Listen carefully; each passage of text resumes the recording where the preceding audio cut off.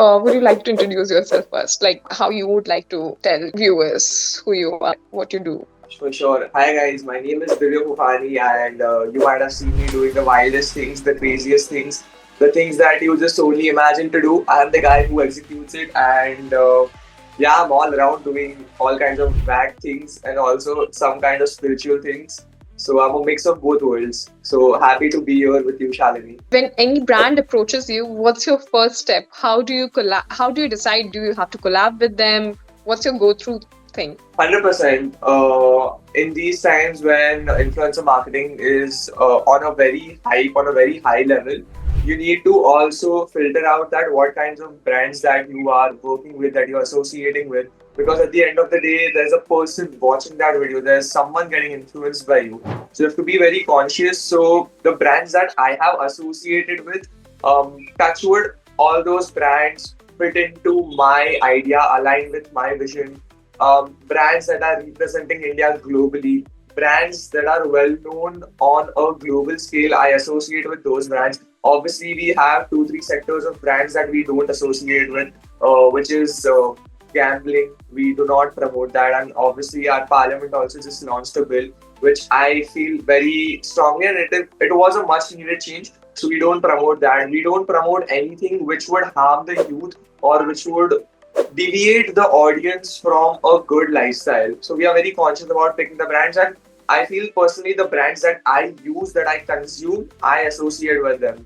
You collaborated with MrBeast, the Prime. We watched it. There are a lot of views on that. Engagement is high. Tell me about the collab. So when I guess Logan Paul or Trink Prime had announced that they are coming to India, now if you see my content, I am heavily inspired by MrBeast, Logan Paul, KSI, and the entire Sidemen gang, because they have done something beautiful in the game of content creation, and I feel someone in India should do the same, because it's high time we need global representation. So when I heard that they are coming to India, it was not even India, they were coming to my home city, Mumbai.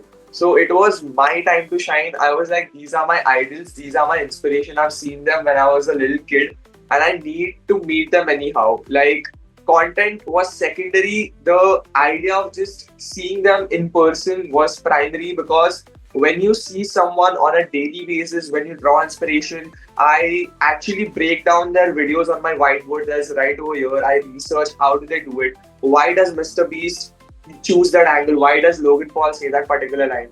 So when those guys are coming to your home city, I had to do something crazy. And there's one creator, Airrack. He had said that if you want to collaborate with someone who is 100 times, 10 times bigger than you have to provide them value, which is also 10 times or 100 times bigger than that. So when you see I had created that prime costume, they had no other chance. Like, they couldn't ignore me, because I was literally promoting their brand being a mascot. It was a positive side for them also. So that was a very magical moment, and I feel it was the mix of both best worlds. Great, great. You also did one series where you try to do a parody of Max, the career ladder guy. How did you come upon that, and how you get inspiration from those and doing your own original shows according to your wish? How do you do that in India? Correct. I wouldn't call it a parody. I would call it an inspiration. So obviously everyone knows that Career Ladder is a youth series. Yeah. Now, see, I'll tell you mainly the entertainment sector, music, and even the content creation. Whatever is there in pop culture that is emerging in India, we have to acknowledge that we are heavily influenced by the Western culture. Now, if you say rap, there's a drill rap that is coming up in India that is actually influenced from UK. You see the SFX, VFX heavily being used. You see the Ramayana. Now, Ramayana may also, we are collaborating with Hans Zimmer. Now, our culture, our content, we need to acknowledge that we are running behind them, and we are actually getting influenced by them. So my idea was that career ladder is a huge thing. Now, what can I do which would fit my style of content, which is heavily in pop culture and a lot of college kids, because college is a very sensitive topic and people are associated to me with that particular topic. Like, anything about colleges, Divya Fofani is the guy. So I was like, how can I convert this opportunity, this idea into my zone and get this inspiration in India? Now, if not me, someone else would have done that. And I'll tell you some very funny thing, one very funny insight.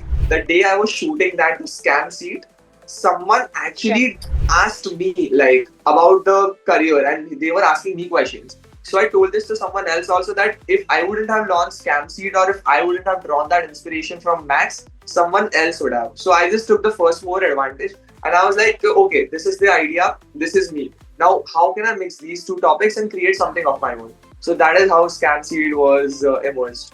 And what was your initial struggle when you were doing this shit? What was like approaching new people? How was it to come up on camera? Any Yeah, discomfort? I mean, when you start, obviously, I started with an Android phone. Actually, I have it right now. This is my first phone. It is fully broken and into pieces right now, but I still keep it because that's the first phone that I purchased with my own money. So I started with this.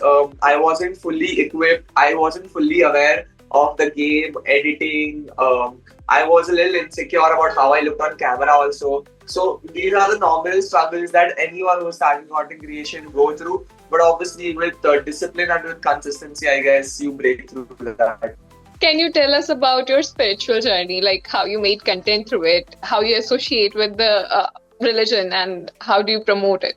Which is that actually there are two sides of me on Instagram. If you see, there's one back side of me who's pranking people, who's asking the most wild questions, dancing on the streets, doing the randomest things, and there's one side which is being the most spiritual, wise guy. And in real life, I am between those two. Actually, I'm like that, and I have a lot of faith in the universe. I have a lot of faith on God. In real life, also, I practice certain rituals. I go to the temple. I practice gratitude, meditation.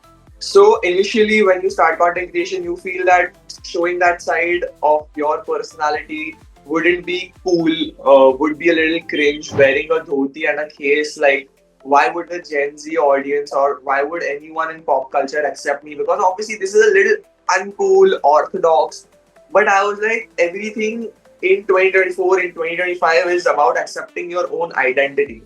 If I am this, if I don't show my own original side, that authentic side of me, how will the people who follow me connect with me? So I was like, let me put that out, let me try because I'm a Jain myself. I practice Paryushan very like with proper devotion. So like I've started the Paryushan series since the last year or uske pehle I didn't even touch my phone for the 8 days. I used to not like I used to just disconnect with my work. But now I thought last year, why not connect my work with what I do to create a larger impact? And that has turned around beautifully with the grace of God. And that is right. It's simple, like, there is a higher power. You just need to keep faith, which will carry on forward. You interviewed Shalini Pasi, you interviewed Sufi Motiwala, all these big creators who have made name now. So how it feels like, was it confronting, or how is it? Just to know. So it's pretty chill. My day-to-day job is even tougher than interviewing these guys because going at Marine Drive, going on the road, dealing with 10 different people with 10 different mindsets and 10 different moods is tougher than dealing with these guys because these guys are at least PR sound. They know what to talk on camera. But it's pretty chill. Sufi is a friend, and all these guys I've seen, I know of them. And that is actually simpler than what happens regularly every day when I go on the road to interview people. If you come across any foreign influencer, anything, and you have to do a shoot, what will be your first go-to thing to do? With a foreigner. Yep. So I would just go approach them with a smile that, hi, how are you? I would ask them which country they're from, what are the activities they have done in India, and then I would directly jump into the conversation. Firstly, I would ask them if they want to eat something because the best way to lead to a person's heart is through their stomach. So I would feed them nicely and then I would nicely talk that, bro, this festival is going on. Do you want to experience that? And 9 out of 10 times, these foreigners and the people who come from abroad, they are very intrigued, they are very curious, and they want to actually celebrate the things traditionally rather than being a tourist as per se. So 9 out of 10 times they are up to do it. So it's a very simple approach. Just be nice with a smile and don't have any bad intentions. say your heart out and they'll know. Because language barriers are there, cultural barriers are there. But at a human level, you understand energies, and I feel they have also understood that. If there's one trend that you won't like to follow on social media, what would it be? I don't know because trends are just fads. They just come in a week, And they disappear, and I feel I don't follow trends as per se. But like following a trend for me is going against it and roasting that trend. So there's no trend. Actually, I cannot remember any trends, and that is why actually trends are fads because you cannot remember any trends. Like right now, if you ask a random guy also what trend do they remember, I don't think so. They would remember anything. so, tell me one long form content that you would like to explore in future. So I have been told, so I have uploaded a few long form videos on my YouTube, which is exactly my style. I've uploaded a vlog, I've uploaded a challenge video, I've uploaded something else also, but my style of content that I put on Instagram. But I've been told that I can actually host a talk show, I can actually host a podcast because I can talk well. So I would want to actually explore that, and I want to host a show also. So I want to really explore that angle.